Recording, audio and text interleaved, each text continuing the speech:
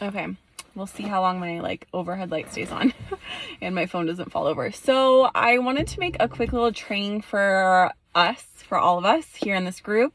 And going into this weekend, happy Friday. I hope you all had a great week and you're having a really good start to your new year. For me, I feel like it's kind of been a slow start, and especially with it being wintertime, I really have been tuning into what that means to me, which is sleeping a little bit more and resting and snuggling and all of those things that come with winter.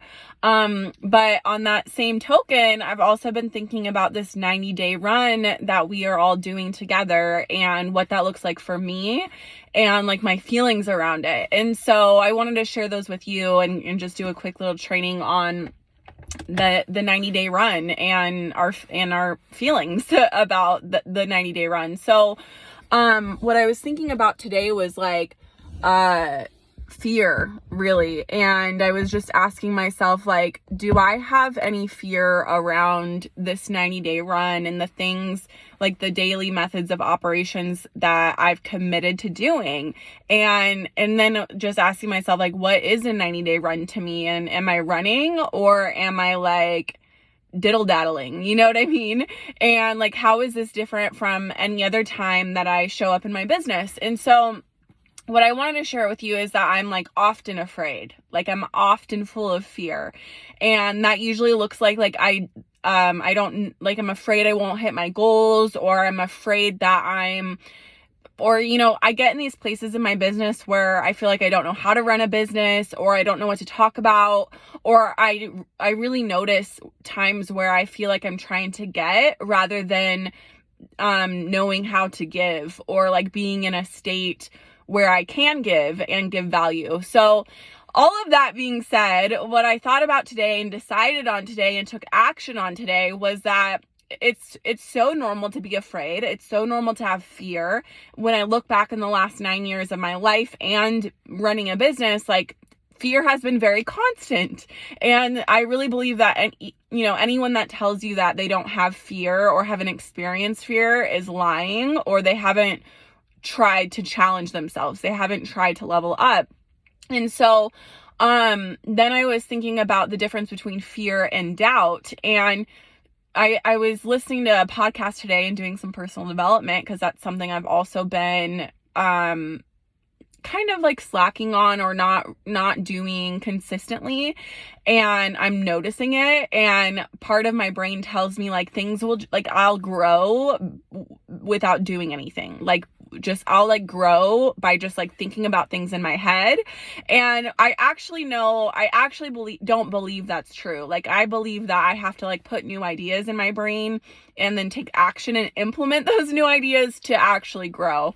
And that's just what I found to be true. As much as I would love to believe that I can just coast through my life and my business, I get stagnant when I fall victim to that belief and that mindset. So anyway, yeah, I was thinking about the difference between, on this podcast, talking about the difference between fear and doubt. And fear, they describe fear as being pressure, and doubt as being pain. You don't believe you can do it. And so when I think about the distinctions between those two definitions, yes, I'm often afraid, but I rarely actually doubt myself. I might be afraid on the surface or deep down, either or both, whatever. And depending on the time of the month or the time of the day. But when I really ask myself if I believe I can do it, the answer is almost always yes. I know I'm capable, I might not have proof, or I might not have done it yet, or there might be this going on or whatever. But at the end of the day, I believe in myself. I know I'm capable, right? And so I wanted to share that distinction that I had today with you and let you know that fear is totally normal, and to really expect it and lean into that pressure, because it's not always a bad thing. In fact, I think it's positive, because it means you're growing. And so anyway, this 90-day run for me, this first week of the month, because it's been slow coming out of the holidays, snuggling, it's been cold as fuck here. I then started thinking about Like, am I really being productive, or am I actually challenging myself, or am I just like diddle daddling and just being afraid and not implementing? And I think I've been kind of diddle daddling. And so, or I know I've been, and those are just the realizations I've made. And so, what I'm doing to change that is scheduling my week out. And that's something that I'm really resistant to, because I like not having to be anywhere, having to do anything. And so this is something that, because I have resistance and fear around, that I'm doing anyway. And the fear I have around it is because I've done it in the past and I didn't stick to it, or it didn't work, or nothing came from it, or results didn't come from it. But I was listening to this podcast today, and it was also Anne from GoPro. We heard this really great training on like trusting your getup, like trusting your getup game. And so the whole concept is like, on this 90-day run, like, a lot of this is going to be trial and error as we're running towards bigger and better and more, whatever that looks like for you. Whether you're just starting out, whether you're only committing an hour a day on this 90-day run, like, make that the best hour ever. Like, make that the most productive hour ever. Schedule that productive hour, even if it's increments of 15 minutes and pockets, spare free time, or pockets that are available in your day.